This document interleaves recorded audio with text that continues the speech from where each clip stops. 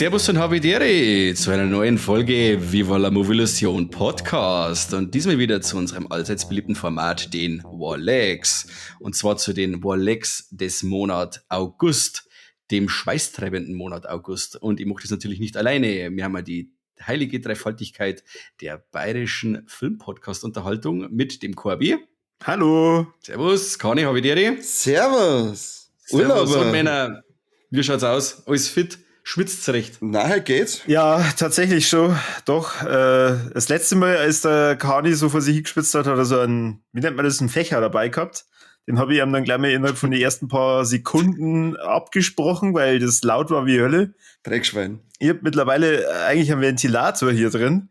Da ist kurz bevor die Autobahn losging, meine Frau reingekommen und hat dann gesagt, ja, ob sie einen Ventilator haben kann, weil im Hund ist so heiß. Nein, der Hund ist nicht heiß, jetzt gesagt. Der hechelt dafür. Hat schicken aussehen. Aber echt. Ich wollte dann schon sagen, der Hund hat doch eine eingebaute Klimaanlage. Eben, deswegen hechelt der ja. Dem friert er wieder. Aber ja, also ich schwitze schon. Mike, wie geht's denn dir? Ich schwitze immer. Ich bin eben, wie gesagt, vor kurzem aus dem Italienurlaub zurückgekommen bei 35 Grad und die gefühlte Temperatur war zwischen 38 und 39 und ich habe richtig leiden müssen, außer wenn ich meinen Arsch und den ganzen anderen Rest noch ins Meer gehauen hab. Und das war dann mega cool. Wenn es dann so richtig heiß ist und du liegst da im Meer, das war natürlich schon. Du bist ja geisteskrank, du kannst ja ins Meer gehen, das sind Haie. Hey, das war voll krass, das waren 20 Meter, wenn du den Strand eingegangen bist und ich bin gerade mal bis zur Brust gegangen. Also das war echt Wahnsinn. Da habe ich null Angst gehabt. Ich war schon fast in der Mitte vom Meer und ich war gerade mal bis zum Hals im Wasser. Fast im Marianengraben drin gestanden. Ja, so ungefähr, das war wegen strange. Nein, geh mit dem Arschlecker, geh nicht rein, beiß mir der Hai am Fuß ab. Ja, aber sobald ich irgendwie einen Bono besehe, habe ich keine Angst mehr vor Haie. Aber also, wir haben ja dann so ein Ding dabei gehabt, so ein Sub, ich weiß nicht, ob ihr das kennt, so ein Paddeldingsbums. Achso, ich meine vom Subway. Nein, vom Subway, genau. Chicken Teriyaki, bist mit dem Sub, bist im Meer drin gestanden, hast eingefressen, oder? Geil. Und dann war die Herr einen guten Musser los. Ne? Nein, das sind so komisch Paddel-Dings, ist das so eine dicke Version von einem Surfbrettel. Ja, da wo du Stand-Up paddeln kannst, oder drauf? Ja, genau, Stand-Up-Paddle. Und wenn du dann da ausgerudert bist, dann sagst du nicht mehr bis am Bono, aber ich denke, alter Schwede, ich muss umkehren. Ja, kennst du mit dem Arschlecker. Da kriege ich dann weiße High-Flashbacks und so. Voll. Cool. Also ich kann das auch überhaupt nicht, ob Meer geht gar nicht, hau ab von mir. Doch, ich lieb's Meer. Ich finde das immer geil, aber ich komme eigentlich so gut wie nie zum Meer. Ich mag's auch, ich sage, es ist schön, dass es die gibt mehr, du hast einen Nutzen, das ist alles so cool, was du für die Welt machst und so, aber wir wären keine Freunde nicht. Kann man so gut Abfall einlohnen, mehr, du bist klasse. Ja. Genau, super, aber lass mich bitte in Ruhe, wir müssen jetzt nicht... Das ist wie mit dir, Corby, weißt du, es ist super cool, dass es die gibt, wir singen uns ab und zu im Podcast, aber ich muss nicht die ganze Zeit mit dir aufeinander sitzen. Ja, privat hat's keinen Tag. Ach, echt, das sagst du jetzt? Neulich waren wir wieder miteinander fort und damit nicht wieder sowas passiert, wie das letzte Mal, als wir miteinander fortgegangen sind und ich einfach so abgehauen habe ich mich dieses Mal richtig verabschiedet und bleib doch nur da. Du bist die ganze Zeit umeinander gelaufen und du warst eine richtige Wanderhure. Was? Das war schon davor? Hey, wo ist der Corby? Hey, wo ist der Corby? Hey, wo ist der Corby? Hey, wo ist der Corby? Der Corby von denen, der wenn was drungen hat, also mit Oli Leid redet. Ja, na. Und er meint, er kriegt dann Geld für Kilometer. Na, ihr erlebt ein Abenteuer. Der hat ganz Straubing abgelaufen. Weil auf seiner Uhr hat er erst 10.000 Schritte drauf. Ich erlebe da Abenteuer. Ihr kennt alle Fragen, die schon mal mit mir vorgegangen sind. Das ist normal bei mir. Ich bin halt dann ab und zu mal weg, lerne furchtbar nette Leute kennen. Oder Adventure Time mit Corby und Jim. Oder Tim, oder wie heißt der? Finn, mit Corby und Finn. Finn, ja, genau, richtig. Zieht's ihn zu fremden Menschen hin. Komm mit, wenn Corby und Finn verreisen. Viel Spaß in Adventure Time. Mit Adventure Time? Ich weiß den Text nicht. Also, das ist auf alle Fälle gleich mehr ein Warleck, der Corby ist eine Wanderhure. Ich wollte auch gerade das nämlich ergänzen mit einem Warleck. Und zwar, wir waren nämlich davor, bevor wir vorgegangen sind, am Gäuboden Volksfest. Und ich möchte mich hier offiziell bei der Süßigkeitenverkäuferin entschuldigen, die ungelogen 5 Minuten lang vollgelabert hat, bis sie mir das richtige Lebkuchenherz gibt, nur um dann festzustellen, dass ich kein Bargeld mehr habe. Wow. Der Geidige hat mir kein Geld mehr. Da ist aber sie hat es mit Humor genommen. Sie hat dann, weil mir hat da wirklich gar nichts passt. Ich habe dann gesagt, das ist schon ein bisschen zu sexuell und und das geht gar nicht. Weil ich wollte eigentlich ein Herz für den Kani kaufen. Allerdings, wie schon gesagt, als ich dann nach 5 Minuten da gestanden bin und gesagt habe, nimmt's ja Mackerl, und sie dann so, na, ich gesagt, dann wird's schwierig. Dann hat sie selber lachen müssen. Dann bin ich einfach gegangen. Also ich habe mit der Karten zwingen Zu mir kannst. hast du gesagt, du hast das angespuckt und bist dann gegangen. Ja, ganz genau so war's in meiner Ja. Erinnerung. Ja, genau. Entschuldige dich vielleicht auch noch bei der Dame, der du die letzte Zigaretten abgeschnurrt hast. Warum? Ja, der warst da auch nicht, du aufdringlicher. Doch, zu der war Nein, ich nicht. Das ist Zu so der ein, Macker war ich nicht. so ein aufdringlicher Na, das Sexist. stimmt über, zu der war ich Hey, du richtig. blöde Brunzen, gib mir einen Fluppen, Alter. Und dann hat er beim Gehen hat er dann noch so hinten am Arsch aufgehört. Servus, dir das so. Also, Und die hat er dann auch noch angespuckt. Corby ist nämlich ein... du warst doch da gar nicht dabei. Was laberst Corby du ist schon ein wieder für notorischer Mist? Frauenanspucker, wenn er besoffen ist. Sie verzeiht jetzt dann gar nichts mehr. Ja, schon. Ich sitze mir jetzt gerade in den Podcast ein und schwatze mal mit euch. Ich bin raus. Mike, sag du mir an Corby, dass er bitte was sagen soll. Gabi, sag uns einmal was hast du denn alles angeschaut? Verzeih mir Angeschaut. aber leck. Hast du einen Film angeschaut? Ja, Oder was spät? ich hab einen Film gesehen namens Poor Things. Ah, Ah, da wird vielleicht gemäusert. der Genau. Mäuserfilm. Ja, Schön. richtig. Und? Sprich. Ja, das Buch sage ich jetzt schon. Der Film basiert auf einem Buch, so hätte der Satz eigentlich rauskommen sollen. Und zwar auf einem Buch vom Alasdair Gray. Ich bin mir zu 1000% sicher, der Vorname wird Ja. anders ausgesprochen. Ja. Und der Film. Und so, genau richtig. Jetzt hier bitte, der Filmregisseur heißt Yorgos Lanthimos. Das ist, das ist doch ein Künstlername, oder? Ein Grieche, alter Grieche. Ah, Ja, okay. Papadopoulos. Der hat auf jeden Fall den Film The Lobster gemacht und The Favourite. Den habe ich sogar auf Blu-ray. So gut gefällt mir der. Der Favorites, Und- den habe ich nicht gesehen. Lobster habe ich schon gesehen, der Favorites nicht. Ja, nicht. Also in meiner dunkelsten Erinnerung glaube ich, dass Emma Stone in The Favourite auch schon mitgespielt hat. Ich bin mir aber nicht mehr sicher. Ja, nicht. Weil ich den Film nicht gesehen habe, darum weiß ich es nicht. Okay. Aber hier in Poor Things spielt die Emma Stone die wieder erweckte Bella. Und die, Bella wird durch so eine Art Dr. Frankenstein als Frankensteins Monster wiederbelebt. Und die kriegt, kann ich das überhaupt erzählen, ohne da groß zum Spoilern? Sagen wir mal, die fängt nochmal ganz von vorne oben mit aber einem erwachsenen Körper. Das kannst du schon erzählen, weil das in den ersten 10 Minuten schon passiert, oder? Ja, auf alle. Okay. Also, sie kriegt ein Gehirn eines Babys eingesetzt und dadurch, dass sie aber ansonsten einen komplett erwachsenen Körper hat, wächst dieses Gehirn sehr, sehr schnell. Was natürlich am Anfang zu lustigen Szenen führt, weil sie lernt da erstmal sprechen und ein paar Dinge kennen, unter anderem ihren, wie schon gesagt, erwachsenen Körper. Und das führt dann dazu, dass sie erst einmal hauptsächlich sehr viel Gefallen an der Lust hat. Und diese Lust wird zu sehr großen, hervorragenden Szenen ausgelebt. Der Mike hat in seiner Letterboxd-Rezession sogar diese Lust erwähnt. Habe ich ja wirklich erwähnt. Nur aufgrund dieser Letterbox-Rezession habe ich mir gedacht, hey, Poor Things sollte man mal anschauen. Rezension. Rezession. Rezension! Ich schlag Durch diese Rezession von Mike habe ich praktisch Christian Lindner gefällt das. Nicht. Was soll man sonst sagen? Der Film ist ein bisschen strange aufgebaut, komplett von der visuellen Ästhetik her, würde ich jetzt mal behaupten. Als bayerischer Filmpodcast darf man das ja ruhig. Weil es ist teilweise schon so, als wenn man sie in einem Gemälde wiederfindet. Und zwar in lauter verschiedenen abgedrehten Gemälden. Das ist so, du bist in einem Museum, schaust dir so ein Gemälde an und bist aber gleichzeitig komplett bekifft. So ist der Film. Kann ich nicht sagen, ich habe noch nie was geraucht.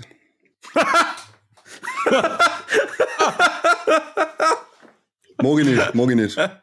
Davon wird man mir und ich bin von selber schon die ganze Zeit mit. Das mag ich nicht. Ja, aber Museum, das magst du schon gern. Und da will ich auch mit. Dann schaut der Poor Things lieber nicht an. Hab ich schon gesehen. Wobei ja gegen Ende, da sind lauter Sexszenen gekommen, da habe ich mir gedacht, da findest du jetzt der Kani wieder. Ich hab meinen Spaß gehabt. Schleuderpotenzial 10 von 10. Aber hauptsächlich wegen die Typen, oder? Ja, natürlich, wegen was sonst. Mark Ruffalo ist schon gerät. Mark Ruffalo, der von mir als Hulk auch nicht mehr. Ach Gott, so fix. Ja, auf jeden Fall, Poor Things ist auf jeden Fall ein Warleck. Ich bin mir unschlüssig, ob man den Film, Der Infickable Hulk. ich bin mir unschlüssig, ob man den Film überhaupt noch mal anschauen darf. Also, das ist für mich so ein Kandidat, so einmal gesehen, Haken dran, cool. Außer, Das ja, Problem weiß ich ist, nicht. Ja, das ja. Problem ist bei dem Film, dass er halt außer die, gut, optisch, wie du sagst, ist das wirklich ein Schweiners und auch die verschiedenen Elemente, optischen Spielereien, die er drin hat, weil er fängt ja als Schwarz-Weiß 4:3 Film an und steigert sie dann durch das, wie stark, dass sie verändert oder entwickelt und auch die ganzen Umgebungen und so, das schaut schon super aus, aber storytechnisch war der schon ganz schön, boah. Und dann ist er auch noch so lang, ich glaube, der hat 2,5 Stunden oder sowas, oder länger. Ewig dauert der. Und dann diese ganze Bumserei, die ist mit der Zeit so Das ist langweilig amüsant. Achso. amüsant, aber irgendwann hast du ja an der Bumserei abgesehen, es tut mir leid. Und dann ist es halt einfach so, dass ich sage, es ist immer das Gleiche. Es ist immer das Gleiche. Also optisch cool, aber mir hat der irgendwie dann gelangweilt. Weil du nicht geschleudert hast dazu, Nee. dann ist er nicht mehr so langweilig.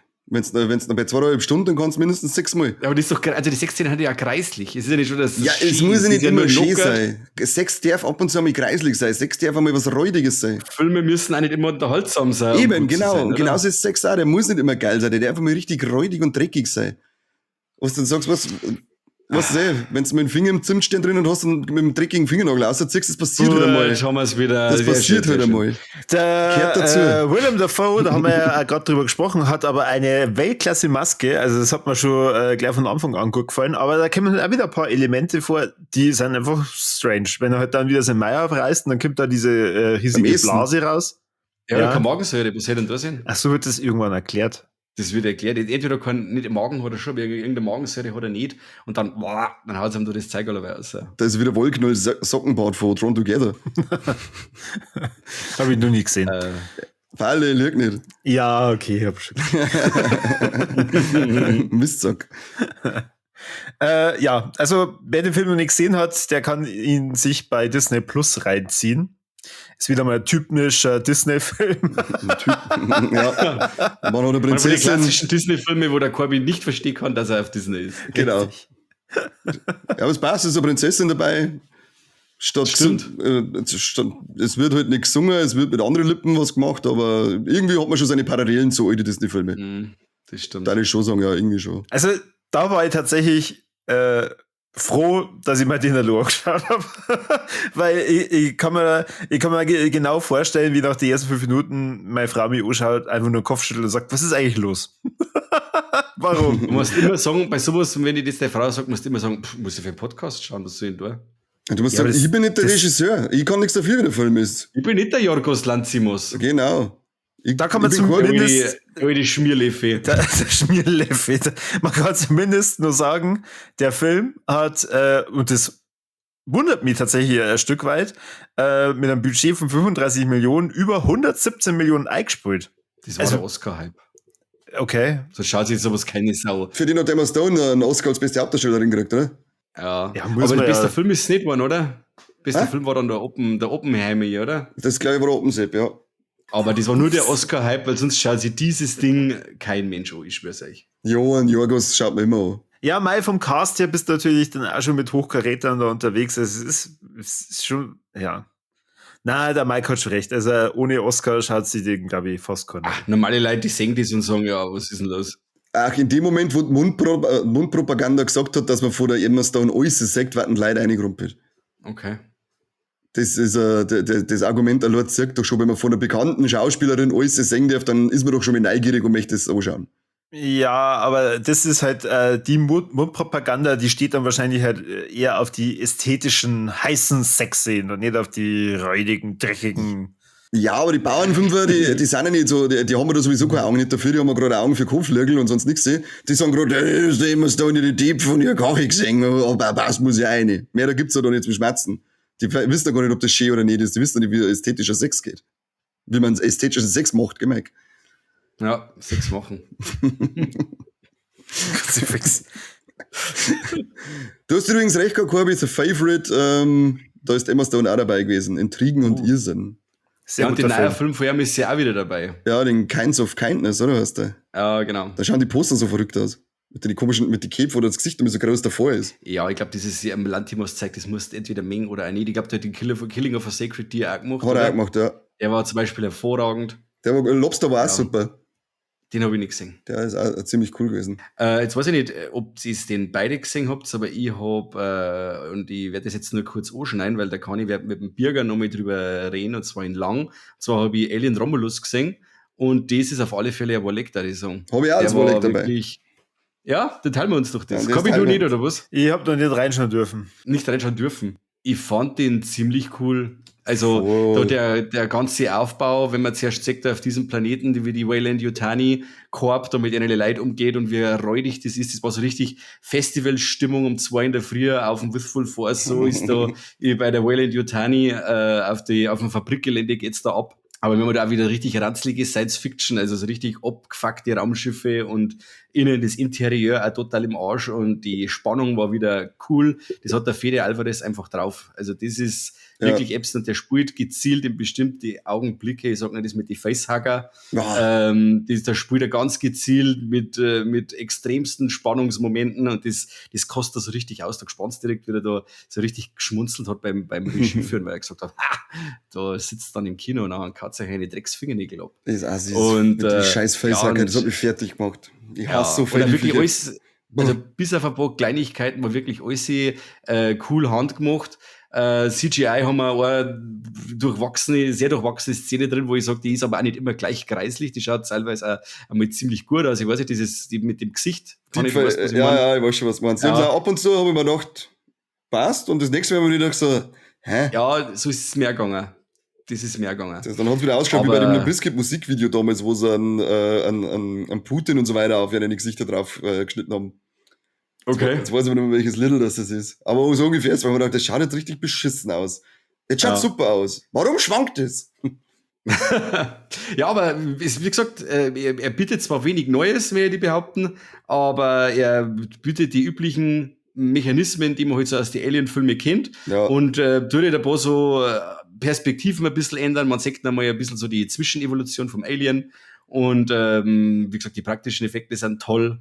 Und bis auf das Ende. Also das Ende, das hat man dann, es ist zwar konsequent, es passt cool dazu, weil es halt auch schon in der Mitte vom Film schon drauf angespielt wird ein bisschen. Aber wie das dann umgesetzt worden ist, da hätte mir das eigentliche Ende eigentlich schon gelangt gehabt. Ich weiß nicht, wie sagst du zum Ende?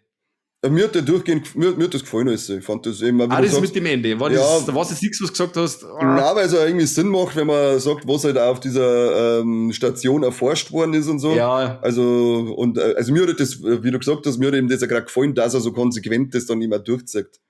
Mhm. Und es war halt auch eklig, das Ding. Ja, das stimmt. Das hat mir ja nochmal ein bisschen ich möchte behaupten, dass das der beste Alien-Film ist seit Teil 2. Ja, easy. Schon, oder? Easy lemon squeezy. Also jetzt sind aber die Erwartungen schon sehr hoch. Also, gell? Ich hab heute noch nicht gesehen. Jetzt hört's dann mal langsam wieder auf, Leute. Nein, es sterben alle. Das ist cool, wenn man nichts gespoilert. Das ist nix. Ich weiß jetzt schon, dass irgendwas mit dem Ende nicht passt. Ja, dir hat was nicht passt, Mike. Wenn dir was nicht passt, dann ist das irgendwas Relevanz. Aber Kadi ist scheißegal. Mir ist alles wurscht. Macht was wollt. Ja. Macht was wollt, sag ich. Es ist euer Geld, mir ist das wurscht. Kani ist euch scheißegal, außer es ist Star Wars oder ist die zweite Staffel von der Echolite. Das habe ich als Wort direkt dabei, diese Echolite-Absetzung, aber gibt's später noch. Nein, ich habe bei Alien eben halt Romulus auch dabei und ich sage auch, das ist also Alien 1, 2 und Romulus, die sind auf alle Fälle in die Top 3 jetzt vor dem ganzen Franchise. Ja. Das ist echt richtig geil gemacht. Schön. Die Aliens schauen geil aus, diese Facehacker-Szene, die finde ich legendär jetzt schon. Ja. Ich fand da das Schauspiel von dem, der den Andy spielt, Johnson sowieso, was jetzt nochmal wieder geheißen hat, David Johnson, glaube ich. Das fand ich auch voll geil, wie der den gespielt hat.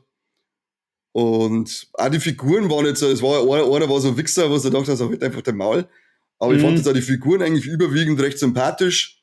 Ja. Finde, und also der Regisseur, der Fede Alvarez, ich glaube, dass der so ein Beuteschema hat. Da diese Hauptdarstellerin, die Kaylee Sweeney, oder wie die heißt, die schaut ja der Jane Levy aus Evil Dead ja wie aus dem Gesicht gerissen aus. Also das ist ja derselbe Typ, also komplett. Da habe ich mir gedacht, das, wenn jetzt die Jane Levy war, das da jetzt, das da genauso gut reinpassen. Ja. Na cool, und auch die Figuren an sich auch cool, dass du sagst, ja, ich habe jetzt wieder 3 Figuren dabei gehabt, mit denen ich wirklich mitgefiebert habe, wo ich gesagt habe, hey, bitte nicht. Alle anderen sind mir egal und Ding, aber da war wirklich mal so ein paar Figuren dabei, wo du wirklich am Mitfiebern dabei warst. Und das fand ich auch stark.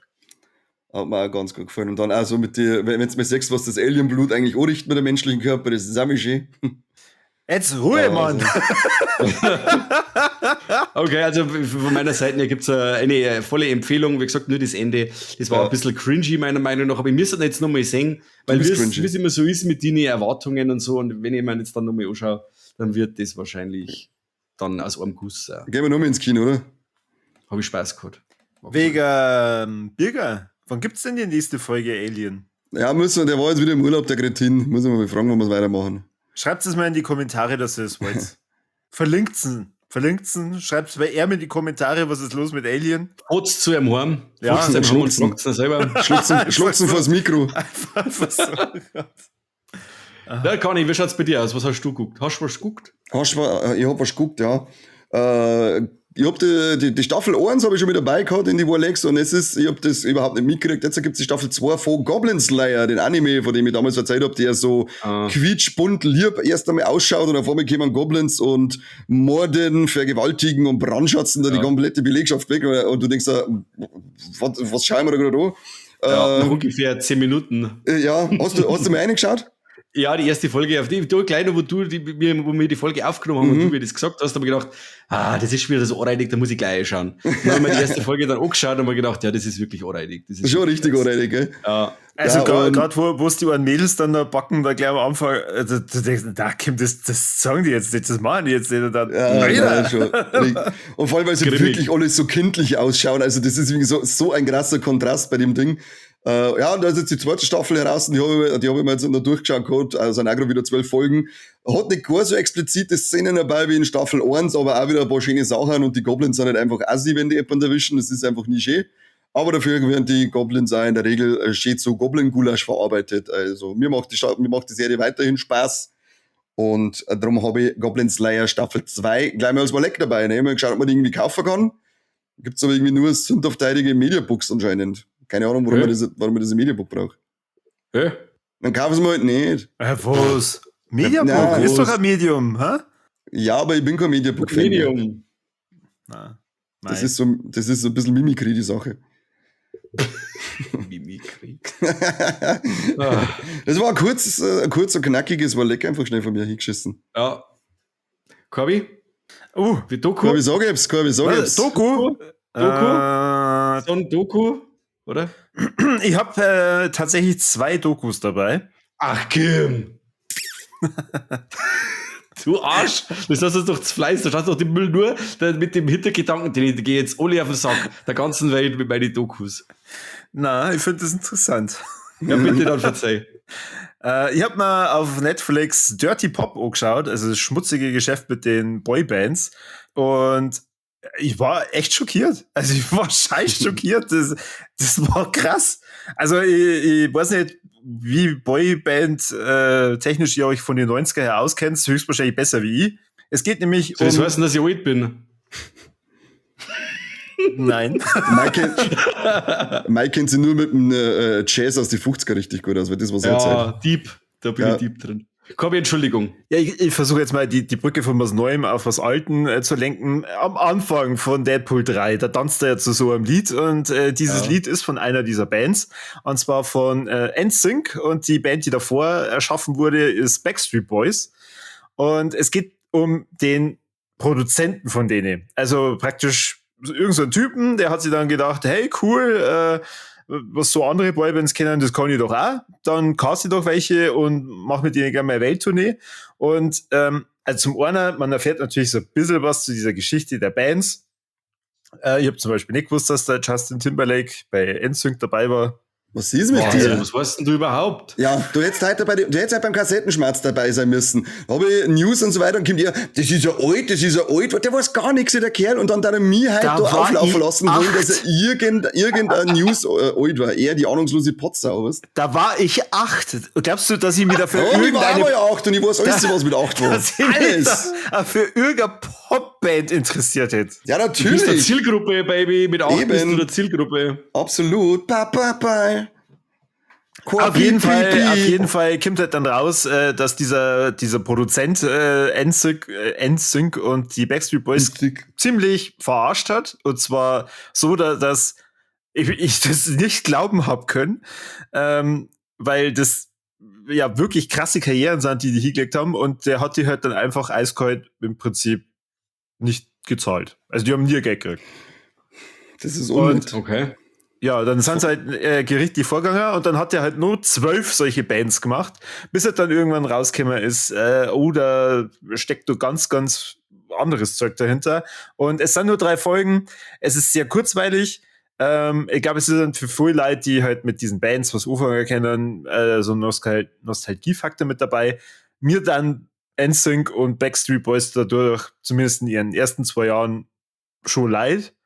Aber tja, so ist das Leben. Es ist auf jeden Fall schon besonders, wenn man halt dann ein bisschen die Hintergrundgeschichte weiß, und vor allem, wenn man sich dann denkt, wenn das alles aufgeklärt ist, was der Typ eigentlich gemacht hat. Einfach krass, dass dadurch NSYNC und Backstreet Boys entstanden ist. Also, ja. Vor allem war der Mords schlau, wenn es gesagt hast, die Backstreet Boys, die waren ja gekommen und waren der Mords Bam. Und dann hat er gesagt, okay, ich mache mir jetzt einfach nur mehr eine Boyband, weil nicht, dass die Konkurrenz ja bei anderen macht, ich mache mir jetzt meine eigene Konkurrenz, die wo man dann trotzdem wieder Kohle in die Taschen einspielt. Und das ist eigentlich schon ein cooler Schachzug von dem Typen. Ja, genau. Er hat gesagt, die machen wir nur mit 12 Bands scheinbar.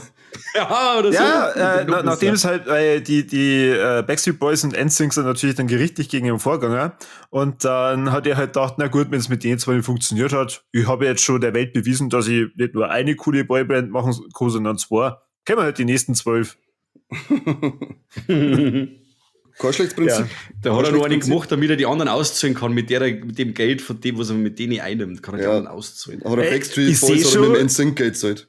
Ich sehe schon, du denkst wie er.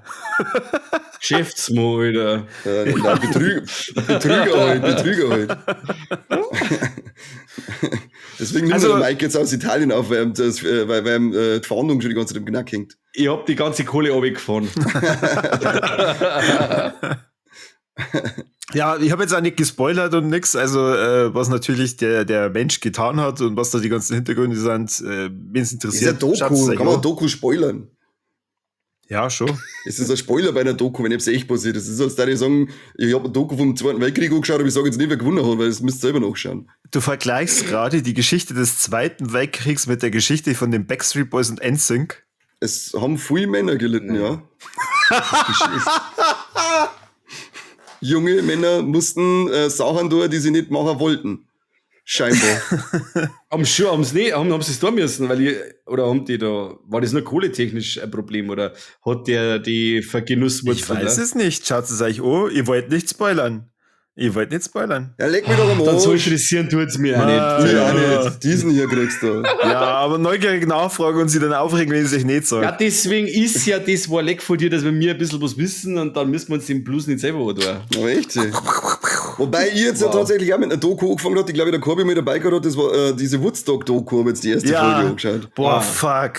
Oder? Also, nach der ersten Folge kann das eigentlich als Wort Dreck mit einer nehmen, weil das so lächerlich überdramatisiert wird, wenn da die Menge vor Korn steht und dann so, oh mein Gott, und dann haben sich diese Menschen bewegt und es waren Wellen, und dann siehst du die Kameraufnahme und denkst so, das ist stinknormales Konzert, ja, das ist ein Moshpit, das ist ein Moshpit, da bewegen sie sich um, und dann, ja, das war so krass und die Leute und ich hab so, halt doch dein Maul, halt doch einfach dein Maul, dann ist ja wohl klar, wenn der Korn dann wieder kommt zu der Blüte ihrer musikalischen Präsenz, dass da Leute ausflippen. Nein, nach der ersten Folge siehst du erst mal den Kontrast von diesen bescheuerten Organisationsmenschen, die ja das einfach nach wie vor nicht glauben können, was sie da für Bands organisieren. So weit bin ich noch nicht. Ich habe nur die erste Folge gesehen, und wenn das jetzt rein nach der ersten Folge eben betrachtet, diese Überdramatisierung von den Menschen, wie die sich im Konzert verhalten. Also wenn du nachdem du das gesehen hast, dann sagst, die haben überdramatisiert, dann stimmt mit dir was nicht. Nein, es geht ja nur um das Verhalten von der Menge im Konzert. Du siehst ja die Aufnahmen. Ja. Du siehst die Moshpits, Leute springen, alle springen umeinander, also wie beim stinknormalen Konzert. Wo ich sage, was ist dein Problem? Die Pogen, die tanzen, die springen. Ja, das ist nicht schlimm. Reg dich nicht auf. Schau aber Und dann hat sich die Menschenmasse in Bewegung gesetzt. Das ist übrigens, weißt du, in Guantanamo werden Leute mit Flashlights und Grindcore gefoltert. Ja, genau. Wo ich sage, ja, okay, das ist ein cooles Festel. Kann man sich das Buch ja, sagen? einmal 14 Tage Guantanamo, ja. viel Grind. Dann fährst du mit und Die anderen hängen da, und du hockst drin, Sackelpit, Alter! Geil, Alter, hörst du das? Das ist, wie heißt das, japanische Kampfspiele. Ja. Jetzt geht's richtig rund. Aber ich hab mir nur gedacht, boah, lecker, wie geil war denn das in dieser Menge zum Stehen, wenn damals Korn da rauskommt und dann das geile Intro mit dem bombengeil und sie spielen, ja. Ich bin jetzt gespannt auf die nächsten 2 Folgen, weil ich glaube schon noch, dass es eskalieren wird. Aber es wird schon in der ersten Folge, wird das schon arg lächerlich überdramatisiert. Geil ist, dass alle Nocker angerührt sind. Ja. Das ist irgendwie auf die Festivals, wo wir waren, nie gewesen. Und dann nur Typen halt, wenn dann. Ja, bis auf einmal, da war ich im Obscene Extreme. Ah, da war ich leider nie. Gewesen. Und da haben sie auch, da gingen sie ganz fein knockert. Ah, okay. Weil ich weiß gerade in Hausenberg. Da sind unter die Leute und so, also Obscene Extreme ist schon, ja. Da haben sie gemalt. Schau, sind wir wieder beim räudigen Sex. Der muss nicht immer geil sein. Der darf immer räudig sein. Und ich glaube, räudiger als vor Leute im Obscene Extreme zum Mäusern, das geht fast nicht, oder? zu Robbeprop. Ja, genau. Meinst du, dass ich schneller geben kann, als in einer Little Guys? Ja. Wenn du nicht so schlimm rauskommst, wie Rompeprop spielt, dann geh. Ja, genau. Das ist aber du musst der muss nicht groß sein, solange du wirkst wie eine Nähmaschine. Richtig. Aber ja, bei uns, Walpurgis Metal Days, schaust aus dem Zelt aus, da denkst du, hey, wir gehen da durch die Autos durch. Und dann kommt er vor die Autos 4 und hat halt einfach untenrum nichts an. Denk, toll. Das ist mein erstes Beutel heute in der Früh, wow. Und da Woodstock, überall locker die Frauen. Ein großes Wochenende, ja. Aber das Einzige, was man da mitkriegt, wie krass die Typen, das ist wirklich so, die ganzen Typen, die es dann ein bisschen interviewen und so, was ich sage, das sind wirklich lauter Behinderte gewesen. Wie sie die aufführen, wie sie umeinander schreien, also nicht, das ist fast wie so ein Teenie-Film. So diese Football-Spackos. Da haben wir schon gedacht, ja, wenn's da 3 Tage am Ballern und Saufen und so weiter seid, das glaube ich schon, dass euch jetzt richtig asozial aufführt. Nicht so cool wie in Weigendorf, wo dann einfach mal alles so abgekannt wird. Also, ja, da kann ich nur sagen, du wirst nur Augen machen. Ja, ich bin gespannt, weil bisher, was ich gesehen habe, sag ich, normaler Festival. Was soll jetzt da passieren? Was soll passieren? Was machen Sachen? Wo Problem? Da nackte Frau, nackte Mann, viel Bier, tolle Party. Ja, was Problem? Da brennt bisschen was, mein Gott, ist normal. Bei uns in Kasachstan hat immer irgendwo was gebrennt. Oft auch die nackte Frau, weil war Hexe. Was sind sie heute sagen bei Gutterlachs, wenn sie auf einmal ein Dixie-Klo über die Leute durch Stage steifen? Ja, eben. Oder wenn Gutterlachs dann eben mit einem zusammengeschossenen Auto ins Publikum einfährt. Geile Affen. Aber da kann ich sagen, weil wir eben gesagt haben, erste Folge dann eben mit Korn, war jetzt auf dem Konzert, habe jetzt zum ersten Mal live gesehen, ist mein Warleck, geil, was die noch immer für einen Abriss machen. Live sind die mild. Richtig geil, ja. War eine richtig geile Party, war richtig krass. Also, die Leute haben pokt und gesprungen sind und gesungen haben und so. Also, das ist, kannst da wahrscheinlich bei Woodstock Teil 2, München Zenit, werden es dann das wahrscheinlich sagen. Das war mein erstes Konzert. Ehrlich? Echt? Ja. Wie alt warst du da? Untouchables Tour. Du musst schauen mal, Untouchables, wann die Scheiben rausgekommen ist. Anfang 2000, hä? Konzert. Ja. Ist das Anfang 2000 mit Untouchables? Weil das war mein erstes Metal-Album. Okay. Mal, ihr zwei. Ja. Und right Now war mein erster Metal-Song, glaube ich, auf den ich dann ein bisschen hängen geblieben bin. Meine erste Berührung mit Korn war South Park. Stimmt, da haben sie auch mit dabei, gell? Das ist kein Witz. Also, ist ja der Halloween-Folge sogar oder so? Ja, es ist eine Halloween-Folge, wo es dann ihren Dämon irgendwie noch mit dabei haben. Aber die war da immer live jederzeit noch mal anschauen. Haben eine coole Show gehabt, also die haben viel mit so Lichter und so Bildschirmen irgendwie, was immer wieder was runtergefahren haben, das hat echt crazy ausgeschaut. Einzige Manko wie immer, der Sound in einer verhurten Zenithalle drinnen. Ja. Ich hätte so gern, dass Minger irgendein Podot zur Zenithalle hinsteht mit gutem Klang, das war so schön.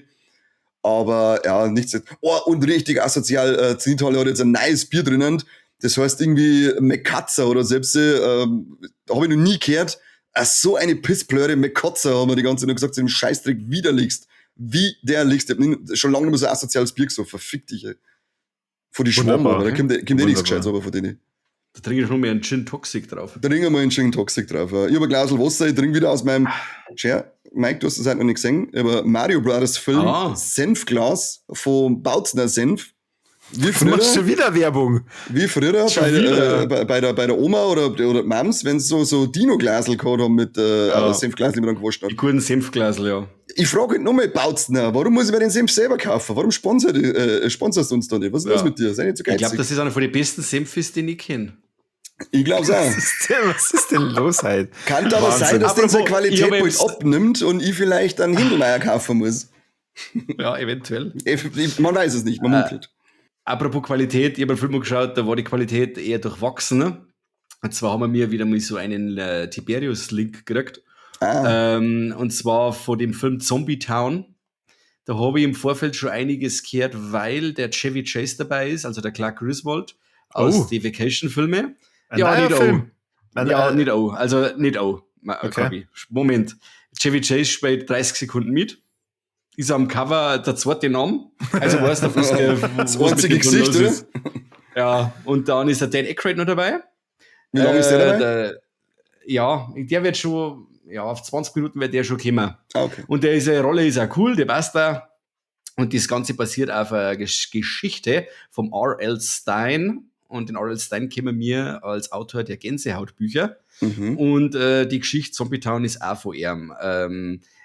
Also es geht um Zombies und die böse Entität, die aus einer Kinorolle entweicht, die abgespult wird und dann alle Leute rundum im Umkreis, die von einem Lichtkegel getroffen werden, den dieses Vorführgerät ausströmt, zu Zombies werden. Aber nicht die fleischfressenden, coolen Zombies, sondern die Hypnose-Zombies, die wo dann andere Leute die Seele aussaugen und dann die Leute zu Zombies machen und dann leuchten die Augen und so. Also es ist sehr kindgerecht. Also ich weiß nicht, wenn der Film rauskommt, ich habe jetzt gar nicht geschaut, wann der kommt, Okay. aber der ist sehr kindgerecht. Also es wäre so ab 12 Dings auch. Mhm.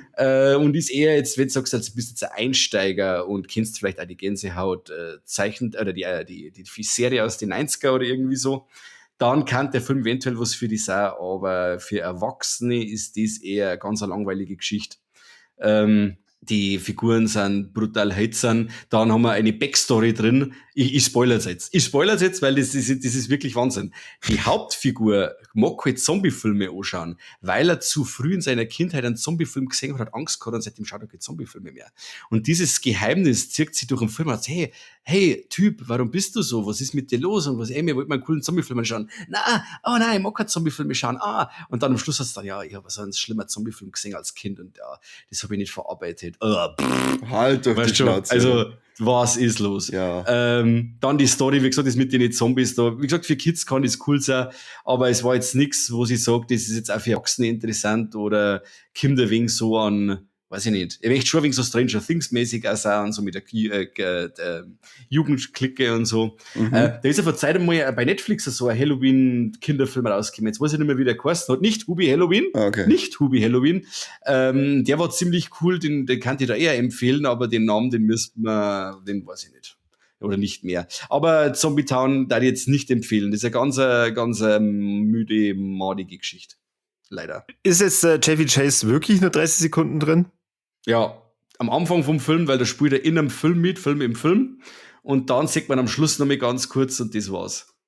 Und er hat wahrscheinlich komplett oder ganz schön abgespeckt. Weil der war mal in irgendeinem Film, habe ich gesehen, der hat einen Mords-Shell-Off gehabt. Und da war er jetzt wieder eigentlich einigermaßen. Bei Vacation wahrscheinlich hast du ihn gesehen, oder? War das? Das kann schon sein. Das ist so ein Dreck. Ja. Aber Zombie Town eher, naja. Und ich mag eigentlich die R.L. Stein-Sachen schon. Aber jetzt, und ich habe mich ja gefreut eigentlich auf das Ding. Aber das war dann nix. Na.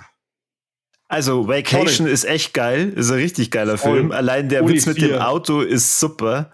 Halt doch dein Maul, das ist so ein Dreck vor dem Herrn. Die 1000 Witze mit dem Auto. Nur Die weil du keinen 1000 Humor Witze. hast. Na, da ist was als Humor behindert, holt's einmal. Nein, Chevy Chase ist ein Gott gewesen in die 80er. Den Schluss. lass mir eingeben und den Neuer Vacation. Der mit Nein, Matt der ist Helms. auch Nein. witzig. Der Der eine Nein war auch Typ, witzig. der Ah, eine war Typ, der lecker. er dann mit Helft's der mir, helft's Ratte, der mit der Ratte auf der Schulter er dann den Weg erklärt und dann irgendwann sagt er so, ihre Ratte ist übrigens cool, wie heißt sie denn, was für eine Ratte? Und dann schaut er so, oh Gott! Holt's doch einmal, das ist so ein Mungus.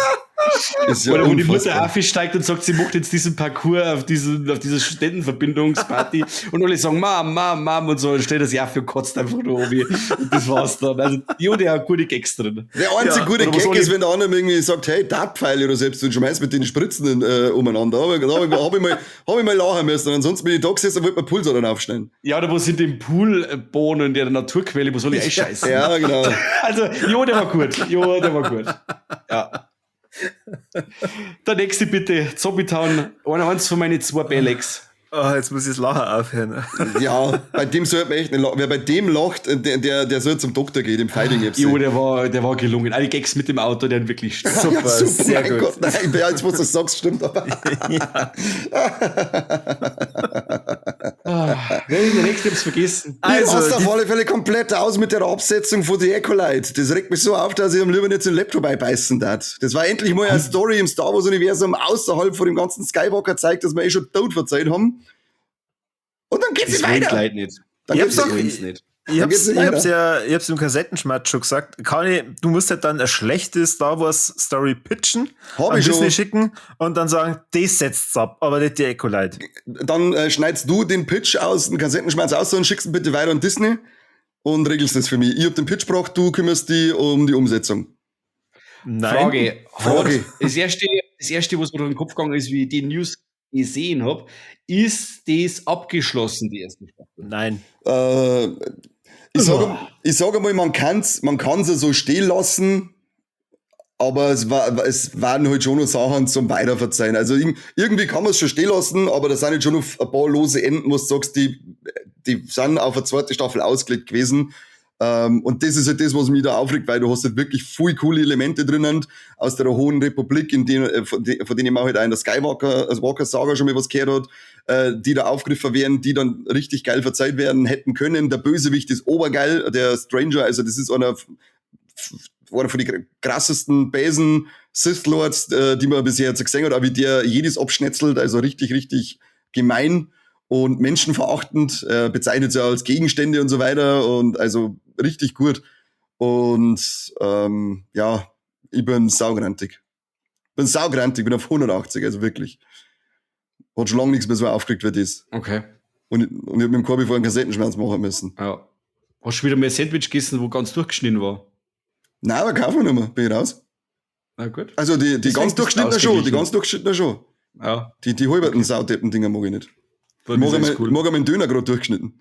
Hast du gar keine Chance mehr. Du kannst heimschreiben, dass du gefallen bist, wenn du den Döner ganz durchschneidest.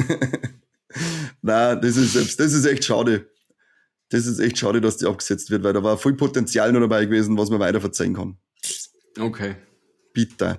Ja, aber so schaust du halt dann eine das, Folge um mit ich 8 hab- Folgen und hast es hinter dir mal gewusst. Es ist doch Ja. eine ganz wirtschaftliche Entscheidung und ich verstehe das dann. Halt ab, was bist du für Behinderter? Wenn ich als Fan da sitze und mir eine Serie singen, dann sage ich nicht, naja, das ist wirtschaftlich, ist das so logisch, das verstehe ich absolut. Da bin ich jetzt auch gar nicht best, das ist abgesetzt. So eine Scheißerklärung, du Fotze. Doch dein Maul. Wir sind hier nicht bei Viva la Wirtschaft und Also- Illusion. Wir haben jetzt über 250 Folgen aufgenommen. Wie oft hast du in diesen 250 Folgen schon erzählt, dass das Star Wars Fandom eines der anstrengendsten und dümmsten Fandoms ist, die es überhaupt gibt? Ich werde Das nicht heißt, müde, das jetzt zu erwähnen. trifft da mal ein Konzernchef die Entscheidung, okay, die Serie hat teilweise sehr durchwachsene Community-Kritiken bekommen und hat nicht das eingespielt, was wir wollten, gibt kurz zweite Staffel. Und jetzt regst du die auf. Was ist für eine dumme Argumentation? Natürlich rege ich mich auf, wenn mir die Serie gefallen hat. Was ist das für eine blöde Argumentation? Es geht ja gar nicht darum, warum oder sonst irgendwas. Es geht darum, dass mich das persönlich aufregt, weil ich gerne mehr gesehen habe. Ja, die darf sich ja persönlich aufregen. Ja, aber und es das ist geht halt so, du nicht so. Vollidiot. Oh, lecker, schau, Ja, dass du nicht ich da hab doch sitzt. gerade gesagt. Ich dachte jetzt mit deinem scheiß Mikro schlagen und dachte mit dem Kabel von deinen Kopfhörer strangulieren, du Vollidiot. Schau mal, eine schöne Alternative wäre doch gewesen, sie hätten einfach jetzt nur einen Kurzfilm drüber draht. Eine schöne Alternative war, wenn der Sepp jetzt da sitzen darf und nicht du. Oh. Double Ich Mittelfinger. fand den Lego-Movie nicht so gut. Du haust auch ab. Seppi soll zweimal da sitzen. Das hat jetzt noch nicht zwei ab. Seppi! Was soll jetzt das? Wieso wolltest du mit dem Lego-Movie an? Ich wollte gerade Das sagen. heißt, also, Ich wollte mal die Stimmung ein wenig aufheitern. ich find's toll, Ja, jetzt hast dass du ich ja nicht versuche. Ich find's ganz Alle toll, Wurst. dass ich versuche mit Argumenten dich ein bisschen zu, weiß ich nicht, beruhigen und du regst dir einfach nur mehr drüber auf. Ja, weil es ein Scheißargument ist. Es ist der Grund. Da, Es also ist der Grund, warum es abgesetzt worden Für ist. diese Scheiße, da schreiben wir jetzt nicht auf, hau ich da einen in den Sacke. Warum denn? Das hast du jetzt so gespeichert. Warum denn? Nein, das ist jetzt so. Schreibt es in die Kommentare ein, dass es die dümmste Schlichtungsversuch aller Zeiten ist. Vor allem Gar bei nicht. mir mit Argumente gekommen. Wann hat das schon mal funktioniert? Ja, vor allem, weil du es jetzt schon mal dir aufschreiben musst, dass du es dann später mit Gewalt wieder löst. Und wenn du mir dann einen Sack gekannt hast, dann sage ich, ja, stimmt, du hast dir recht gehabt. Ja, genau. Ich habe jetzt dann immer so ein kleines Bildchen dabei, wo ich reinschreibe, wenn ich von euch Idioten in den Sack gehauen muss für irgendeinen Blödsinn aus dem Podcast. Bucketlisten. Ja, genau. Stangelisten. Und wenn du es dann machst, dann frage ich, Entschuldigung, für was war das denn jetzt? Wo muss ich jetzt meine Meinung ändern? Ich schreibe das auch dazu, für was das war, damit ich es da erklären kann. Okay. Weil wenn man es nämlich erklärt mit Argumenten, dann ist es nämlich nicht mehr so schlimm scheinbar. Mein Corby, Gott. glaube ich, hat es aber auch nicht so gut gefallen. Deswegen ist es dem Corby jetzt auch nicht so. Ja, und Corby, also in der Folge, wenn ist, du das offensichtlich nicht angehört hast, nein, weil ich kein Steady hab. Kommt schon. Ein Steady-Abo. Ja, aber der Mann, Corby hat mir die Folge nicht geschickt und ich Aber zahle der kein Geld für die der Mann hat Scheiße. Steady, du kannst ja bei dir einmal einloggen. Ja, ich wollte zu meiner Mama sagen, Mama, bitte, darf ich unseren eigenen Podcast holen? Ja, bei klar. dir. Ist schon ein bisschen peinlich. Ja, echt. Ja, was soll ich tun? Bist du eine Witzfigur, Wahnsinn. Also ich hab nicht so schlecht über die Serie geredet. Ich hab gesagt, der Anfang war durchwachsen, das Ja. definitiv, aber eigentlich der Schluss hat mir gefallen. Wir waren mal recht einig sogar in dem Thema, ich möchte behaupten. In meiner dunklen Erinnerung kann ich schon sagen, dass es mich sehr stark wundern würde, wenn sie weitergeführt wird. Na, du hast gesagt, das ist 100%ig sicher. Du hast gesagt, das wird mehr Staffeln als Walking Dead kriegen. Jetzt passt es einmal Obacht. Das können nur jetzt halt Leute überprüfen, die ein Steady-Abo haben. Also, Freunde, das Herz das, wenn sich interessiert, was der Corby wirklich gesagt hat, dann macht ein Abo und dann wisst ihr mehr. Steady-Abonnenten wissen mehr und sind schöner.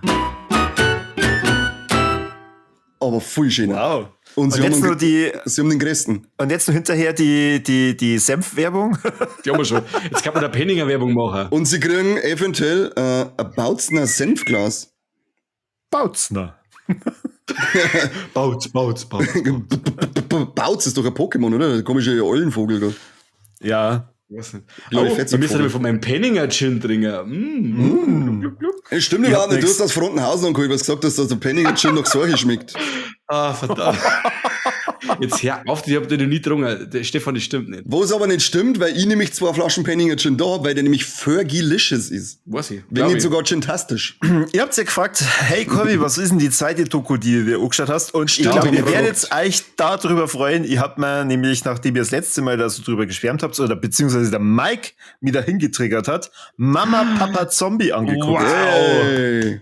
Sehr Super. geil. Und, Corby. Ja, Erzähl. ich hab mich schon köstlich amüsiert. Also man fragt natürlich ja genau die richtigen Leute nach so Erwachsenenfilmen wie Rektoren oder Kindergärtnerinnen, inklusive den Kindern.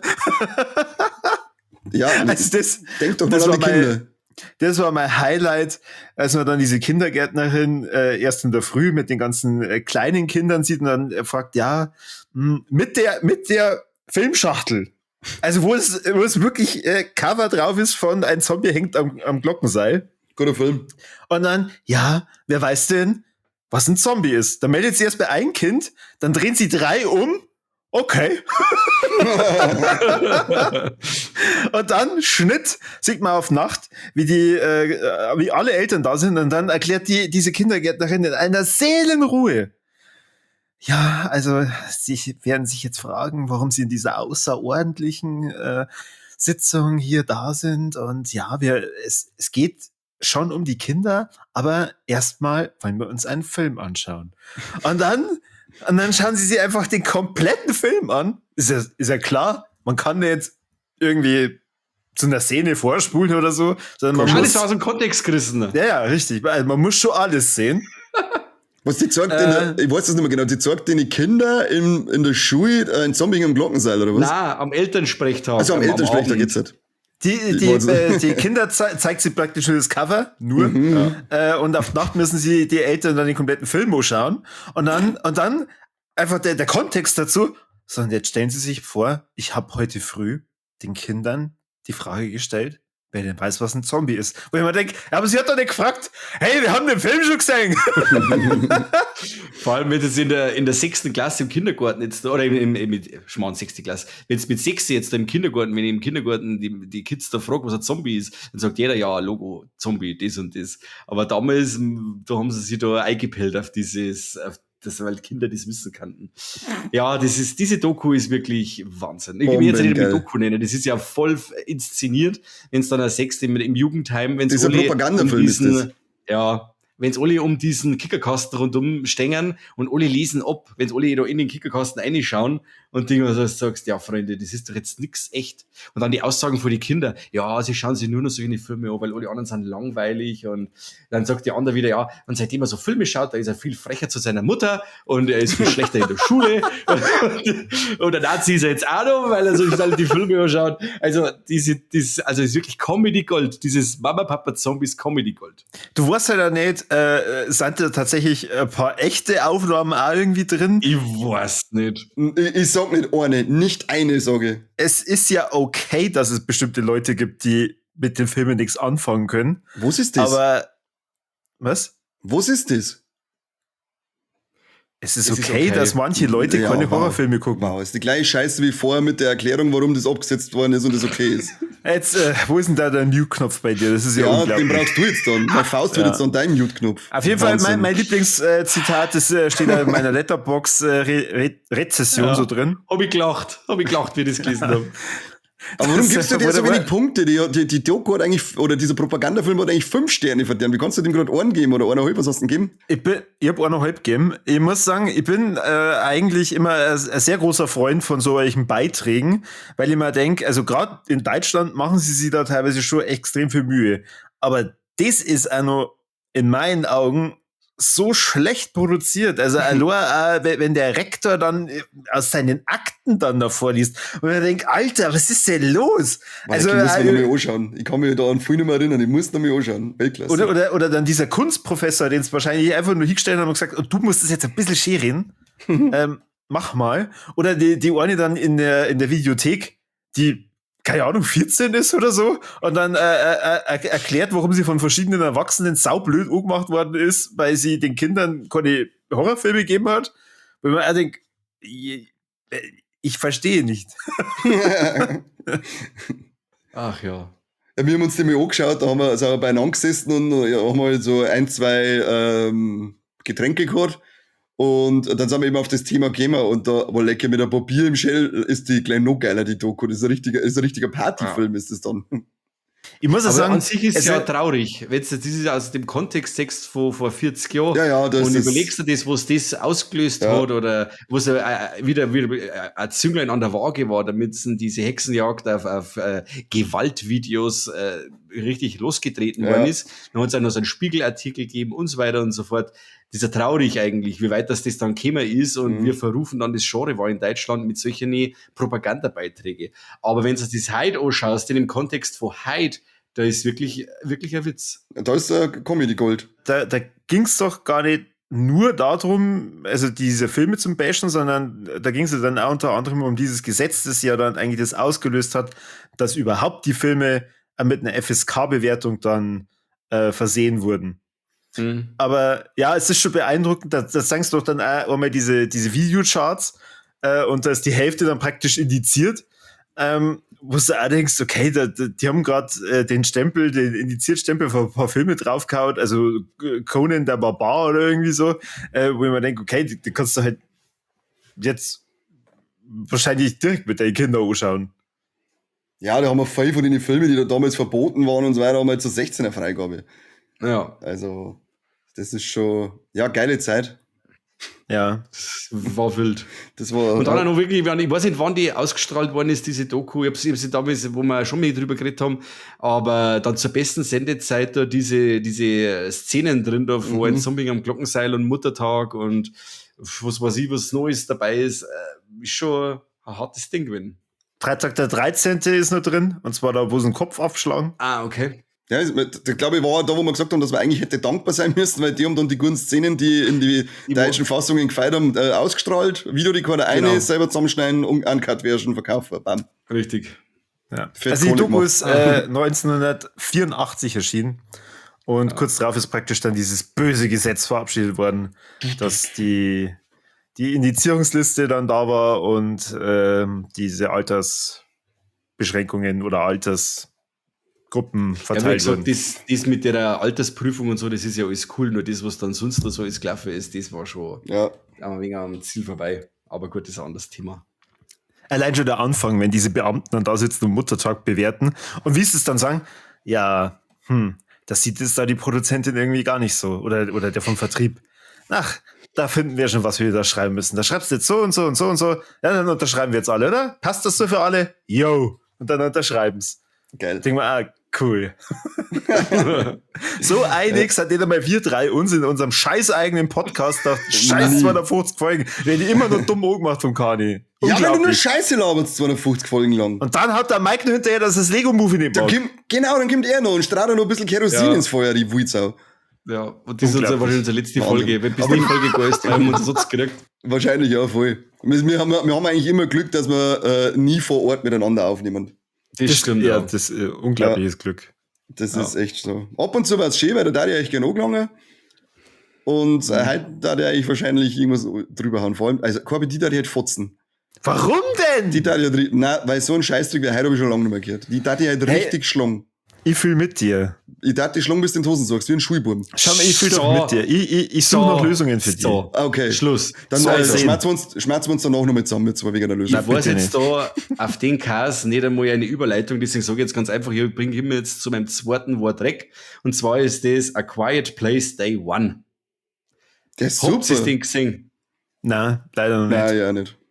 Das ist ein massiver Rückschritt in dieser Quiet Place-Reihe, da wo die ersten 2 Teile mit die Krasinskis mega cool waren und ich glaube, der zweite, der hat mir sogar noch fast ein bisschen besser gefallen wie der erste. Gespinnt. Aber dieser Day One, der ist verschenkt. Also dieses Setting da mit New York, dass man quasi sagt, dass diese Aliens landen und so, das Setting ist komplett verschenkt, man kann so viele Sachen machen, so viel, und man hat ja schon wirklich 1000 Sachen auch schon gesehen, wie man es machen kann, siehe Walking Dead oder was weiß ich, wenn da so die Postapokalypse ausbricht und leider so an so Extremsituationen, da fällt unserer Hauptfigur nichts anderes ein, als das ans andere Ende von Manhattan möchte oder was weiß ich, weil sie Pizza essen möchte.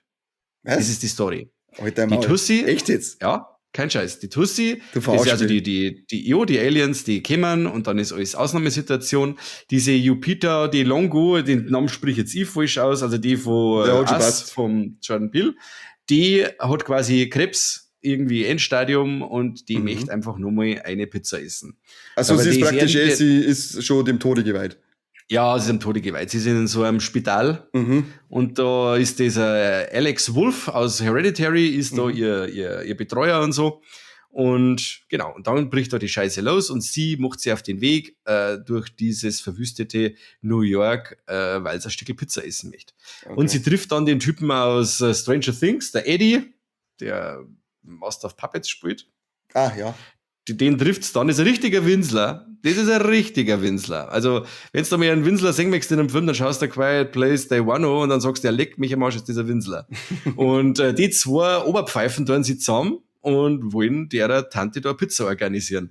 Mit dabei eine total überflüssige Katz, die Hey, wirklich hey, nervt hey, wie die hey. Hölle. Holt dein Diese Maul. Katz nervt wie die Hölle. Du nervst. Dann schleicht sie wieder davor, dann, wo ist denn die Katz? Dann ist wieder da und alle sagen, juhu, die Katz. Alle schreien, da kommen kein Monster. Fällt dem anderen der Kugelschreiber runter, kommen die Monster und es ist alles weg. Also es ist wirklich... Ja, der Kugelschreiber diese- schleicht ja nicht aufs Dampfpötchen. Ich bin gerade diese- echt total verwirrt. Aber, hat der nicht total tolle Kritiken gekriegt? Hat sie da von geheißen, den... Oh, ja, okay, und da gehen ein Haufen Leute ins Kino und was weiß ich. Aber wenn es Ja, die der Mike so Kinder schon verzeiht, aber dann die hätte haben es alle mit irgendwie... langer Gesicht außer. Das, wenn der Mike so verzeiht, das hört sich irgendwie an, als der von 6 verschiedene Filme irgendwas zusammen verzeihen. Die eine hat Krebs und stirbt, die anderen wollen eine Pizza, da ist irgendein Winsler, der zum Einkaufen geht, da haben sie eine Katze, die ist die ganze Zeit suchen, auf einmal sind Ja, Aliens da, ich weiß überhaupt nicht, was... das alles- Das hört sich voll das ist zusammenhangslos alles so. Aber ist wenn alles du Arbeit eins. gegen Katzen sagst, dann bist du der Nächste, der in meiner Ich hab doch Stangel, in meinem Stangelbild steht. Jetzt gib mal in Ruhe. Stangelbild, Jetzt gib mal ja. ein bisschen runter. Wir haben jetzt den buddhistische Podcast und wir reißen uns jetzt ein bisschen zusammen. Junge. Buddhistische Podcast. Und diese Katz, das Maximal ist der dann, nudistische. jetzt pass auf. Was tut der Katz, wenn du es ins Wasser einschmeißt? Was macht denn die? Entweder greizt die oder sie mag's. Die keine Katz mag Wasser. Ja, schau dir Und mal dann ist wirklich in so. einer Steier so, dann wickelt's die Katz ein in so ein Tierchen, dann springen sie ins Wasser ein. Denke ich mir, ja, Logo, die Katz, die das voll über sich ergehen lassen, wenn es 3 Minuten unter Wasser ist und dann macht die Kmitz, miau, miau, miau, wenn es wieder rauskommt und alles ist cool. Vergiss die Lage, die Katz ist sowas. Und jetzt, wenn die Katz wieder ins Bett kommt, denke ich mir, jetzt ist schon wieder da die Superkatz. Was macht Ja, denn jetzt wieder für Sachen? Eigentlich sind ja dann total wieder die Leute die hirnrissig sind. Vollidioten, oder? und nicht die Das Katze. sind alle Vollidioten. Die Katze ist blöd, die Hauptfiguren sind blöd, die machen blöde Sachen. Und dann, wie gesagt, dieses Regelwerk, das wird gebogen. Wenn irgendwas passiert, irgendwas, wo du sagst, ja, scheiße, jetzt kommen es bestimmt, sagst du als Zuschauer, ja, nichts passiert, scheiße. Und dann passiert irgendeine Nichtigkeit, irgendeine Kleinigkeit. Auf einmal kommen 1000 Monster von alle Seiten daher, wo du sagst, wie sind das Drehbuch gerade wieder passt. Also es ist so total konstruiert. Wie bei Squid Game. Und leider komplett verschenkt. Also ich habe mit dem Ding null Spaß gehabt. Also es war wirklich anstrengend und ja, ich war dann echt froh, wie es gar war. Das ist richtig geil.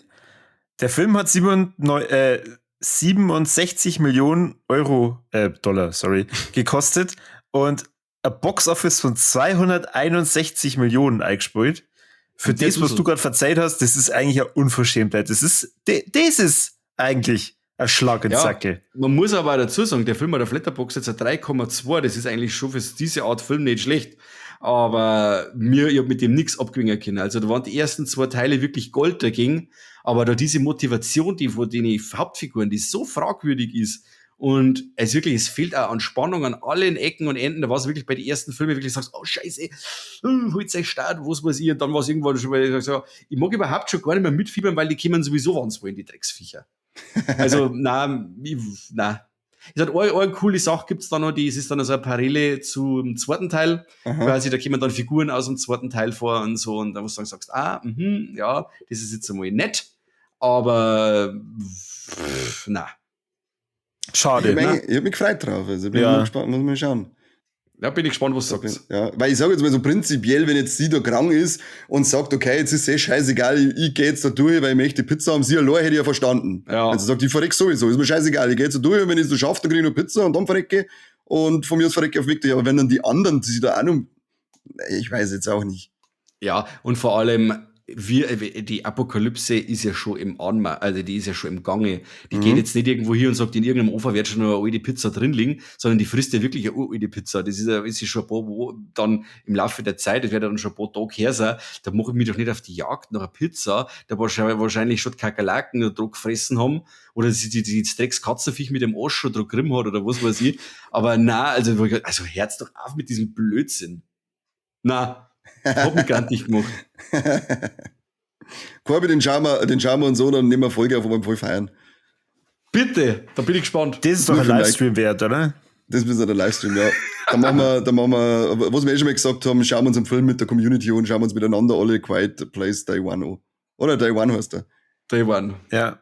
Schade, muss ich da sagen. Schade, Marmelade. Ja, wie gesagt, vielleicht gefällt er euch und ich würde es euch ja wünschen oder mir das freuen, wenn er euch Das ist gefällt. jetzt gerade ein richtiger Downer, muss ich sagen. Also, das tut mir jetzt schon weh.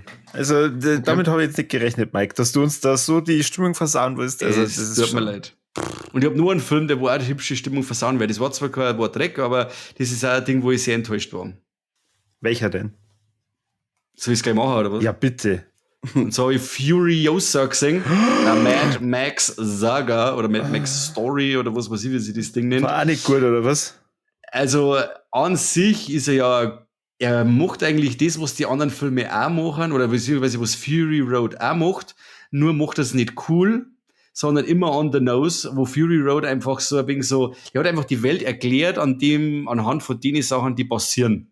Und der Film streicht da halt alles irgendwie aufs Brot. Das ist das und der macht das und da drüben ist das und Dinge, der erklärt da alles ganz brutal in alle Einzelheiten, wo ich mir auch gedacht habe, ja, ein bisschen mysteriös war das oder ein bisschen unbekannt und so, ein bisschen sich was selber zusammenreimen.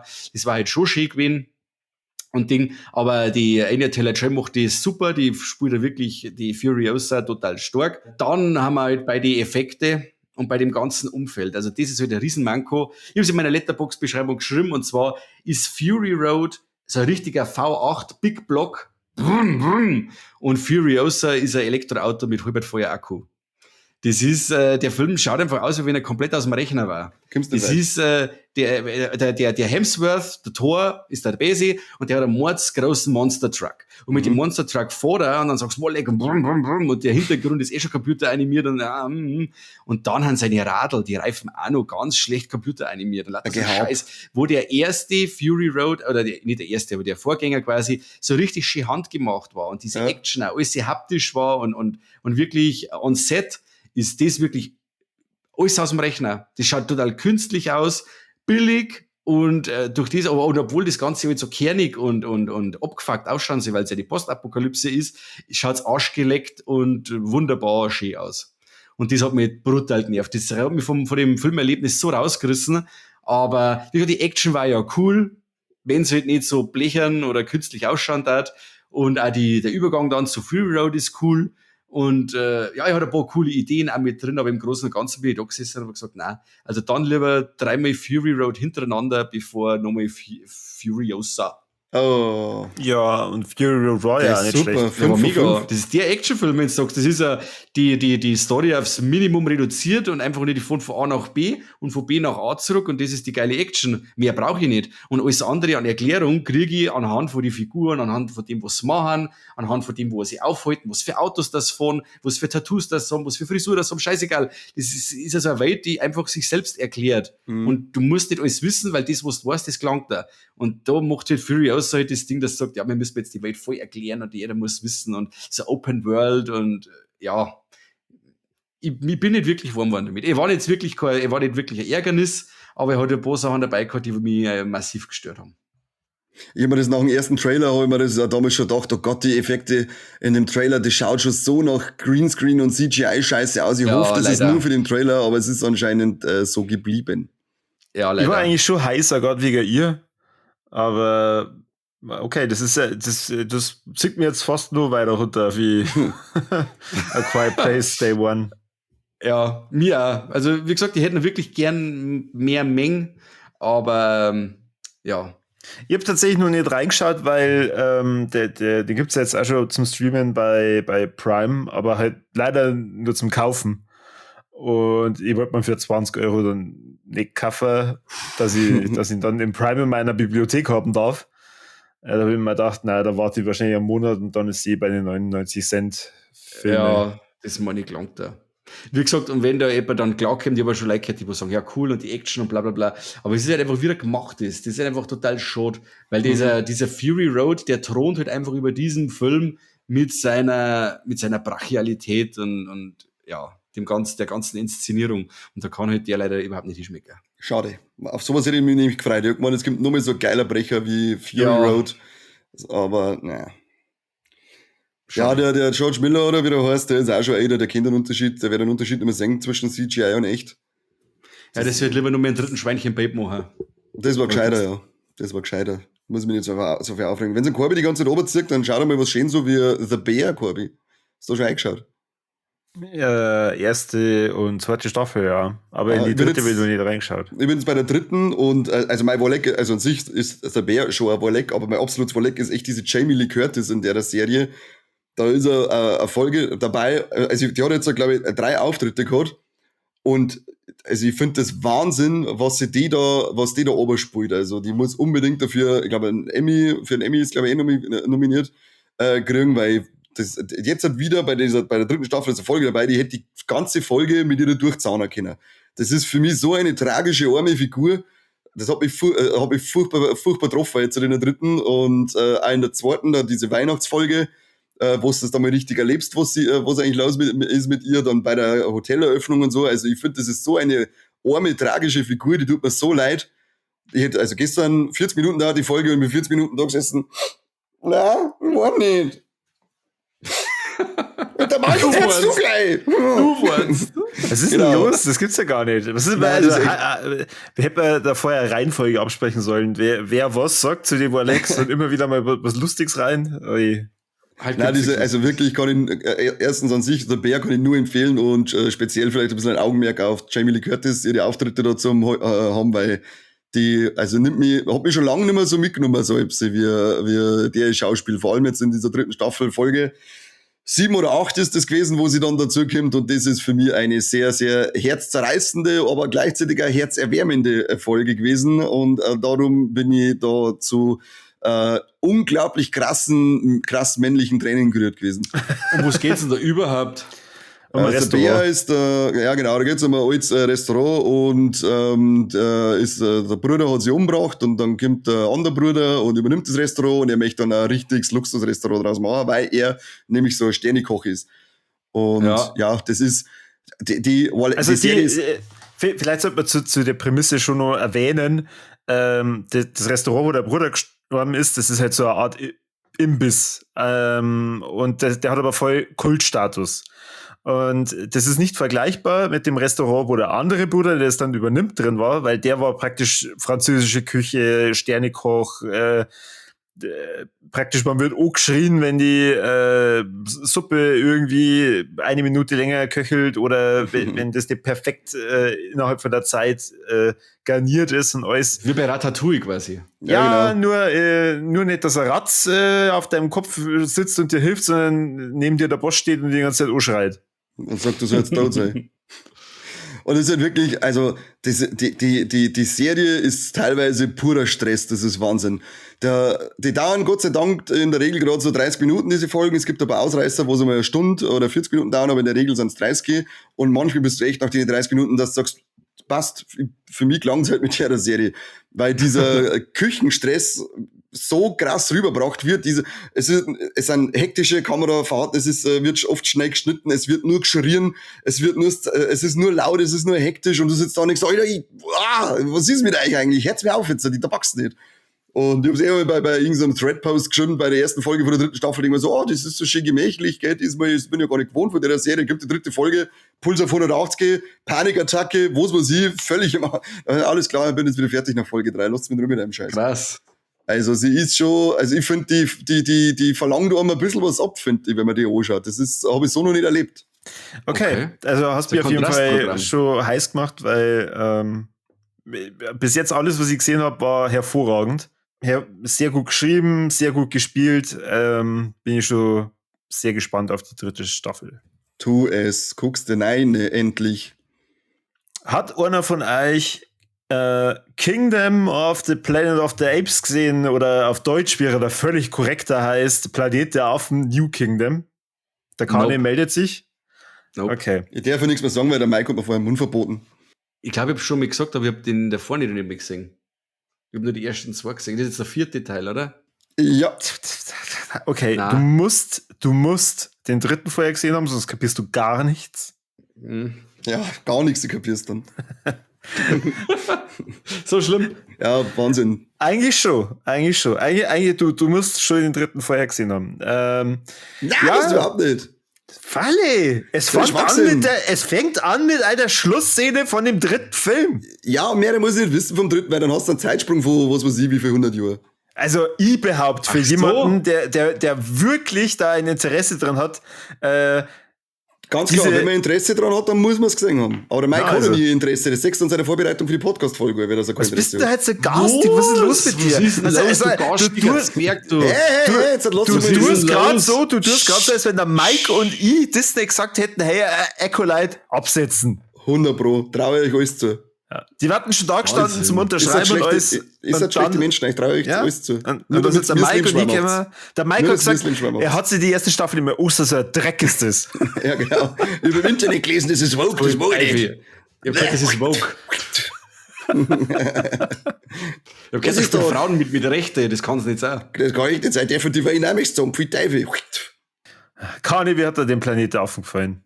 Ja, cool, ich mag die Reihe an sich und der war auch wieder gut, finde ich. Also. Um was geht's denn? Was geht's denn? Ich glaube, das ich habe extra noch als Vorbereitung, wo der ins Kino kam, ich wollte unbedingt im Kino sehen, habe ich alle Planeten aufgeschaut, also nicht gerade die neuen, sondern auch die ganzen alten nochmal und so, dass ich da voll so gut. Die sind so gut. Und ich habe es nicht ins Kino geschafft, ich habe jetzt auf Disney Plus auch angeschaut, ja. Aber mir gefällt die so durchgehend, die Reihe. Ich habe auch auf Disney Plus gesehen und nicht im Kino, aber ich habe mir während am Schauen die ganze Zeit gedacht, den hätte ich echt gerne nur im Kino gesehen. Ja, der war schon cool gewesen auf der Leinwand. Da. Vor allem ist da wieder Ding immer, wie gut schaut dieser Film aus? Weißt du, schon die Effekte, die Affen und so weiter, wie gut schaut das alles aus? Wann wird das ausgewürfelt, wann es gut ausschauen darf und wann nicht? Ich verstehe einfach nicht. Das geht mir nicht in den Kopf rein. Also, Mike, es geht, da kann ich jetzt auf jeden Fall drum gesagt, es sind ein paar 100 Jahre oder mehrere Generationen später zu den ersten 3 Filmen. Da ist der Caesar quasi gar nicht mehr dabei, oder was? Ja, der Caesar kommt auch noch vor. Okay. Der ist unsterblich quasi. Der haben nur 2 Serum. Ach, Mike, schau dir halt den 3. Teil an. Ja, Entschuldigung. Du nervst mich, Mike. Weil du nie was anschaust. So, auf jeden Fall, die Affen haben halt die Oberhand und die Menschen sind halt mehr so ein primitives Volk, das halt dann da auch noch ist und dann geht halt die Geschichte los. Also kein Unterschied zu heute. Richtig, genau. Mehr möchte ich eigentlich auch zur Handlung nicht sagen. Ich kann einem Kane uneingeschränkt zustimmen. Es schaut bombastisch gut aus und es ist ein solider Planet Affen-Film. Also macht total viel Spaß. Einziges Manko, das ich gehabt habe beim Anschauen, und das hat mich dann richtig geärgert, hätte ich diesen Trailer nicht gesehen, dann wäre ich bei ein paar Szenen wirklich richtig überrascht gewesen. Also, Wieder mal. ja, also so eigentlich die richtigen Aha-Effekte oder Wow-Fuck, die hast du halt dann da drin gar nicht mehr so richtig, weil durch den Trailer halt eigentlich schon alles gespoilert worden ist. Tja. Ich überlege jetzt gerade, aber also für mich hätte der Film an sich, glaube ich, jetzt gar nicht so krasse Aha-Effekte gehabt. Also mir hat jetzt der Trailer gar nicht so viel ausgemacht, muss ich sagen. Weil ich finde den Film jetzt, dass der wenig Überraschungen bereithält. Nur die Jagdszenen oder halt dann, wo der böse Gegenspieler das erste Mal auftritt und so. Da habe ich mir dann schon gedacht, okay, hätte ich jetzt den Trailer nicht gesehen, dann wäre ich wahrscheinlich jetzt gerade richtig gehypt. Weil ich war, als ich den Trailer gesehen habe, richtig gehypt, weil ich mir gedacht habe, boah, fuck, wie geil. Das schaut aus, als hätten sie jetzt die alten Filme einfach wirklich nochmal neu gemacht. Mit den Menschenjagen und was weiß ich. Ja, das ist eine coole Hommage an den ersten Teil, die Jagdszene da. Genau, richtig cool. Oder wo es dann an dem Strand da entlang reiten und was weiß ich. Ja. Und da war ich halt dann, während am Schauen habe ich mir gedacht, okay, ich sehe es ja jetzt. Oh Mann, ich kann mein Gehirn gerade irgendwie resetten, dass ich den scheiß Trailer nicht gesehen hätte. Ja, gut, dann weiß ich, was meinst du, dass allein diese Referenzen an die alten Filme, dass die im Trailer schon alle verarbeitet gewesen sind, die waren, ja, gut, das schon. Ich meine jetzt so von der Story her hat jetzt für mich keine große Überraschung drinnen gehabt, da war jetzt der Trailer nicht schlimm, aber diese Referenzen schon alle vorher zum Verheizen. Das ist fast so wie die ganzen Cameos aus Deadpool in dem Trailer schon zum Verheizen. Ja. So richtig da dumm. Da hätte man ein Mini-Teaser halt auch gereicht mit, ey, es geht weiter. Da sollte nur noch der Alvarez-Trailer schneiden dürfen für alle. Weil Alien Romulus hat gezeigt, wie gute Teaser und Trailer ausschauen. Ja. Du weißt gar nichts, du weißt, vermittelt einfach nur ein perfektes Gefühl von dem Film und das hat der Film dann auch bestätigt, finde ich. Ja. Und wir haben auf jeden Fall hohe Chancen, dass der Film Sequel kriegt. Wir haben ein Einspielergebnis von fast 400 Millionen. Wow. Beim Budget von 160. Es ist zwar, glaube ich, der schwächste von den neuesten Teilen, aber ich glaube, da geht schon was. Für den 5. Teil gelangt es dann schon noch. Ja, Und es werden doch bestimmt 5 und 6. Wenn der 5. gut genug einspielt. Außer es ist dann, wenn er nicht so viel einspielt, ist nämlich nicht so wirtschaftlich, Corby, und dann kann es sein, dass die Bosse sagen, da machen wir keinen 6. Teil mehr. Na, verstehe ich, ja. Also sei nicht traurig, wenn es passiert, sei nicht traurig, weil das ist dann eine ganz logische wirtschaftliche Managerentscheidung. Da muss man nicht traurig Nix sein als mehr Fan. an 6. Nix Da ist mehr. nichts mehr. Da wird nicht mehr ein 6 gemacht dann. Also ein Teil 6 gemacht, machen wir da nicht mehr. Machen wir gerade noch zum Teil 6. Was? Kani. Was? Ich wollte nur die eigene Medizin verabreichen. Ja, wow, ich gebe dir aber absolut recht. Und soll ich da das was ist schon sagen? vorab, zur Ja. Vorbereitung. Und soll ich da was sagen? Hm? Wenn ich jetzt anderer Meinung gewesen wäre, dann wäre es auch okay. Ich darf die auf jeden Fall nicht schlagen. Oder Schläge androhen. Ist selber schön, wenn du nicht weißt, wie man mit Vollidioten umgeht. Unfassbar. Ja, also herzlich wie- willkommen auf alle Fälle.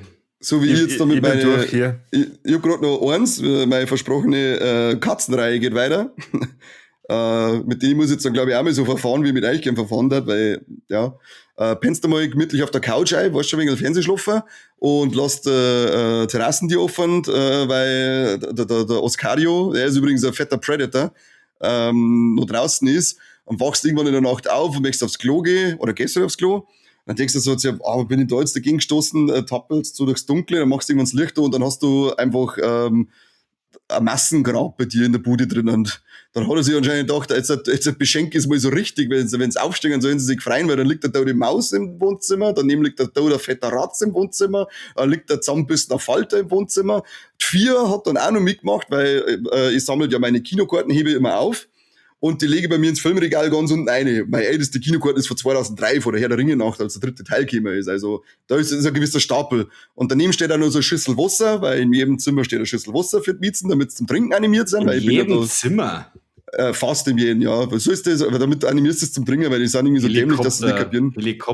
Helikoptereltern, ja. Auf alle Fälle hat sie dann 4 gedacht so, hey cool, Kinokarten, und hat dann angefangen, dass sie diese Kinokarten ab 2011 aus dem Regal ausfischt und im Wohnzimmer verteilt, in ihr Wusterschüssel eine, und dann stehst du da so um 5 in der Früh, stockfinster, total verschlafen und denkst dir, meine Puppe putzt schon weg. wo ist eine Regentonne, wenn du es brauchst? Alter, Wolleck. Vielen Dank dafür. Dann kannst du erstmal ein Massengrab aufheben für die ganzen Viecher, was du da an der Zipfel eindruckt. Und dann kannst du deine Karten einsammeln, kannst es zum Trick in Healing. Und jetzt kann ich vor den letzten 12 Jahren meine Kinokarten durchsortieren. Und das sind ein paar. Oh nein. Bin ein Stück sauer. Du hast die nicht weggeschmissen. Na, spinnst du? Ich sammle, keine Ahnung, das mache ich schon immer. Also es ist ein Teil, nach 2003 ist immer ein gewisser Teil verloren gegangen, weil der ist immer irgendwie mitgewaschen worden, weil da habe ich es immer im Geldbeutel drin lassen, da waren sie nicht so viel. Und dann habe ich es eben ins Filmregal eingerammt. Und seitdem liegen die da immer so drinnen. Die hebe ich immer auf. Das mache ich schon, wie gesagt, seit 20 Jahren, über 20 Jahren bald. Und jetzt darf ich die Kinokarten der letzten 13 Jahre nochmal neu sortieren, weil mein innerer Monk das nicht zulässt, dass die Karten unsortiert sind. Da steht ein Datum drauf. Und nach diesem Datum hat man sich zu richten. Hebt für euch keiner Kinokarten auf? Na. Ja, ich hab die teilweise dann, auch wenn es da gerade noch so, wenn es gerade da kneist, dann tue ich die teilweise in die Blu-ray-Hüllen ein oder so. Die machst du dann wegen. Habe ich auch Die schon ersten überlegt. zum Beispiel alle in ein Album eingeklebt. Also ich glaube, dass ich die ersten 5 Jahre habe ich alle in ein Album eingeklebt. So nötig. Cool. Boah, die müssen ja direkt mal schauen. Da hat eben da diese besagte Starship Troopers Karten drin und noch irgendwas anderes. Da müssen wir schauen, wo es dann meine erste ist da drin. Das war mir Prinzipiell ist ganz cool, weil jetzt sortieren sie jetzt durch und dann sind echt so Filme so, ach ja, stimmt, den hast du auch im Kino gesehen, den habe ich schon ganz vergessen, den kannst du wieder mal anschauen oder so. Es sind ein paar coole kleine Momente dabei, aber am Ende des Tages ist es wieder unnötige Arbeit. Katzenviecher, blöde. Danke für nichts. Also ich weiß jetzt nicht genau, wer schuld dran ist, ob die Katze schuld dran ist oder derjenige, der die Kinokarten da so saublöd dann hingelegt hat. Hallo, die liegen schon immer der da. die Karten druckt hat. Vielleicht ist der schuld. Aber echt, das ist überhaupt kein Green Office, was die da machen. Ich überlege auch schon die ganze Zeit nach einem gescheiten System. Vielleicht ist Disney schuld. Wahrscheinlich, ja. War es wieder unwirtschaftlich, dass man es digital macht. Dreckschwein. Ja. Ich überlege auch schon die ganze Zeit nach einem gescheiten Sortiersystem, wo man es irgendwo einräumen kann, aber mir fällt nichts ein. Schreibt es mal in die Kommentare, wie kann man die Karten ein bisschen sortieren, dass auch die Druckerfarbe nicht zu sehr ausbleicht. Und ich festgestellt, dass bei einige die Druckerfarbe ausbleicht. Ich glaube, das ganz viele Leute schreiben im Eimer. Kannst du es am besten aufheben. Ja, aber dass es keine Sau wird. Die Leute, die das schreiben, die kommen alle ins Stangebücher rein. Nicht ins Buch der coolen Leute. Nein, Stangelbuch ist da gesagt. Du bist zuerst ein Helfer, weil da muss man zu dritt sein. Gabi, wie viel hast denn du noch? Wie viel Rolex hast denn du noch? Ich bin durch. Bist du durch? Ich habe noch eins. Hey, Darf ich das noch sagen? Bist du mit deiner Bitte. Katzenstory fertig? ich bin fertig, ja. Also ich mache zwar, wenn wir aufhören, weiter, weil dann schlag ich es ein wenig, aber von mir Verzeihen bin ich fertig. Unfassbar.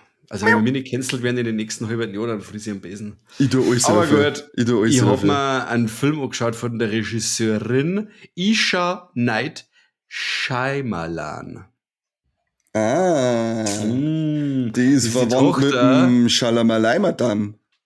Shyamalan, der Night M. Shyamalan hat eine Tochter und die heißt Isha. Und die hat einen Film gemacht und der heißt The Watchers. Und in Deutschland hat er irgendeinen Kam-Hammel-Titel. They See You oder irgendwie Der so. CEO, ja. They See You. Und war mittel. Also es ist Business as usual bei die Shyamalanans, weil die eigentlich dasselbe macht wie ihr Vater. Wir haben da wieder so ein Geheimnis, eine beunruhigende Ausgangssituation und so ein Geheimnis, das sich da um das Ganze rankt.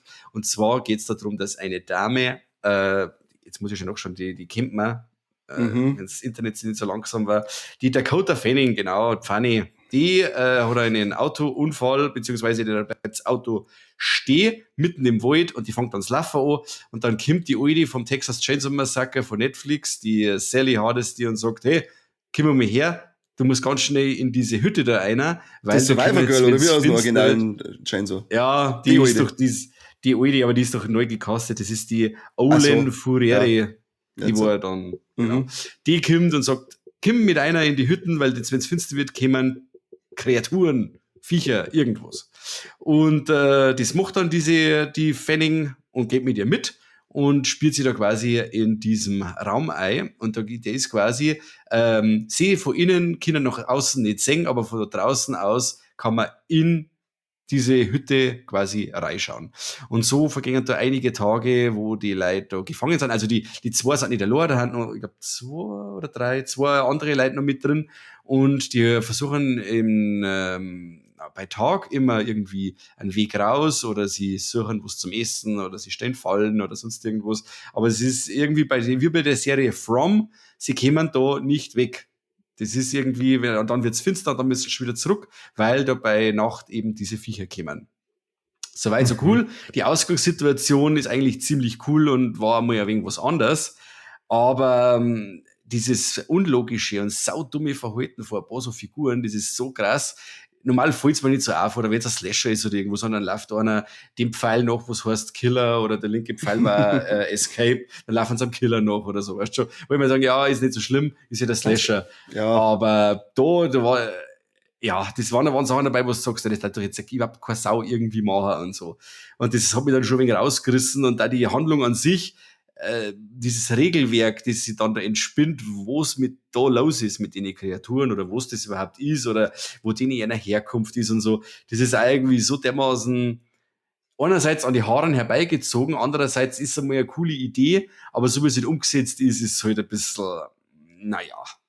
Und ein bisschen Sorgfalt bei dem Ganzen. Man sagt, man hat jetzt schon so eine Geschichte und man bindet da was Mythisches mit ein und so, weil vielleicht ein bisschen Sorgfalt angesagt gewesen und das ist halt doch schwammig. Es ist eine ganz schwammige Geschichte. Dann, das Ganze passiert ja auf einem Buch und ich weiß halt jetzt nicht, ob da jetzt das Buch auch so konfus und seltsam ist wie jetzt der Film, aber ja, weiß ich nicht. Also ob das beim Buch dann irgendwie plausibler ist, das Ganze. Ja, wie gesagt, dieses Geheimnis, was dann da los ist, ist ein bisschen unterwältigend und man kann schon mal ein bisschen mit dem Kopf schütteln. Und dann wird es dann mit diesem, von dem Moment, wo das Geheimnis dann raus ist, wie dann weiterhin mit den Figuren oder mit diesen Kreaturen umgegangen wird, mittel. Also es war dann schon sehr unterwältigend, hat stark angefangen, hat seine Momente gehabt, auch dann das CGI mehr als durchwachsen, aber ich glaube, dass der Film auch wirklich nicht teuer war, deswegen darf ich mir jetzt das nicht ankreiden, weil man hat es schauen können, aber du hast dann schon gesehen, naja, eher mittel, wie der ganze Film. Einfach okay, kann man mal schauen, war dann mal ganz nett, wegen Schulterzucker, wegen aha, und das war's dann. Ich glaube, dass der Vater mit seinem neuen Film, diesen Trap, dass der ein wenig besser abliefert ist, ja. Habe ich aber leider noch nicht gesehen. Also, da bin ich auch schon gespannt auf Trap. Aber ich muss jetzt sagen, The Watchers oder wie heißt der bei uns? They See You. Ja. Interessiert mich schon. Also, allein jetzt durch die Tatsache, dass ich nicht wusste, dass seine Tochter Filme macht. Das ist ihr erster Film, oder? Ich meine schon. Ja. Der Mann ist aber, das ist, glaube ich, ein Todesflop gewesen bei den Amis. Ich weiß nicht. Ich kann mir aber vorstellen, dass der nicht viel gekostet hat. So wie der ist, so vom minimalistischen Setting her, vom ganzen Ding. Eben, weiß jetzt nicht, ob der eben auch so viel gekostet hat, der Teufel. Das weiß ich nicht, ich weiß gerade nur irgendeine Schlagzeile, dass der ultra floppt Okay. bei die Amis, aber was er kostet, weiß ich jetzt eigentlich keine Ahnung. Ja. Das weiß ich Also nicht. Schauen wir war mal. mittel- 30 Box Office Millionen, Budget 30 Millionen und Box Ja, das Office ist 33 Millionen. Ja, das ist jetzt schon Low Budget eigentlich, gell? Das ist, Der hat 3 Millionen Gewinn gemacht. Du, von da kann man mich in Urlaub fahren. Nein, hat er nicht. Du hast ja noch das Marketinggeld, oder? Vergiss, ist bei den 30 Millionen Budget noch nicht dabei. Ah, jetzt weg. Ja. Wie gesagt, kann man mal schauen und dann hat man gesehen, aber ich kann mir jetzt nicht vorstellen, dass da einer von euch sagt, ja, das war jetzt einer von meinen Top-Filme von mir an. Für das ist er zu belanglos.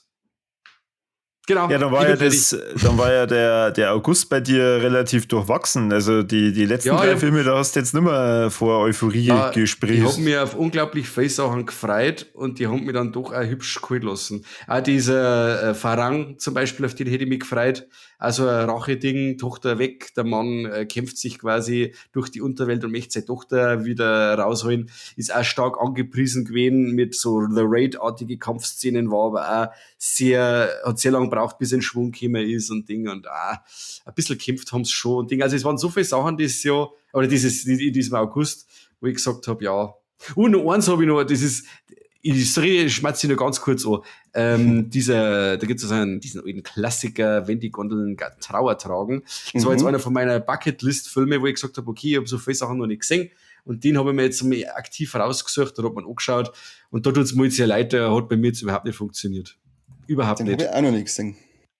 Der ist zwar von der Stimmung her und so ist der schon cool, aber die Story ist so verwirrend und dann die Auflösung dazu. Also das war so ein 2-Stunden-Ding, wo ich gesagt habe, entweder ich muss ihm noch mehr Chance geben oder ich verbuche ihn einfach unter einmal einer von den Klassikern, mit dem ich nichts anfangen kann, aber weil eben der Sutherland eben vor kurzem gestorben ist und der spielt ja da mit. Habe ich nichts damit anfangen können. Es tut mir leid. Schade. Du musst dich bei uns nicht entschuldigen, wir verzeihen dir ja so, weil wir die einfach mögen. Danke sehr. Ich liebe euch Von so. Herzen. Von Herzen. Ja. Mir endet man auf so eine tolle Note jetzt. Das Schon, oder? Ja. Das ist eigentlich, Und so ist schlimm, eigentlich so schlimm war der August für Mike eigentlich nicht, weil der ist ja dann noch 2 Wochen in Italien in der Sonne umeinander gewandert. Yeah, baby. Das war Also da richtig kann man wohl eine Handvoll schlechte Filme verzeihen, oder? Ja. Ja, und ich habe gesagt, ich habe mich auf alle gefreut und ich habe mich dann auch gefreut, dass ich es gesehen habe, und nur ich habe mich dann nicht gefreut, dass sie dann so durchwachsen waren. Aber vielleicht ist ja das dann alles im September besser, wer weiß. Wer weiß. Kommt Zeit, kommt Rat, da ich sagen. Kommt Richtig. Zeit, kommt Rat, ja. Aber ich habe auch, also bei mir war jetzt die letzten Filme auch so, naja, ich habe mir dann auch ein bisschen was sauber bei die Eurofilme, Beekeeper, Wrath of Becky, Backhead und Mad God, aber den habe ich noch nicht angeschaut. Aber Backhead war ziemlich Beekeeper, ja, haben wir alles schon mal gesehen, gerade dass ich das mit der Bienen Statham ist. Ja, und er rechnet endlich einmal mit Leid, ob die alte Leute am Telefon abzocken. Ist okay, passt. Wrath of Becky fand ich irgendwie witzig. Okay. Nimmt sie halt auch nicht so ernst, finde ich irgendwie, und auch die Kills waren halt auch cool. Aber auch angeschaut, Haken dahinter, das war also so belanglos einfach, so wie du schon vorher schon gesagt hast. So, ja, gesehen, fertig, bitte. Hast du schon mal geguckt? Jetzt bau du noch mal gute Noten auf, die wir enden können. Ich Du? Ich hab keine mehr. Ich hab's mir jetzt so grantig gemacht.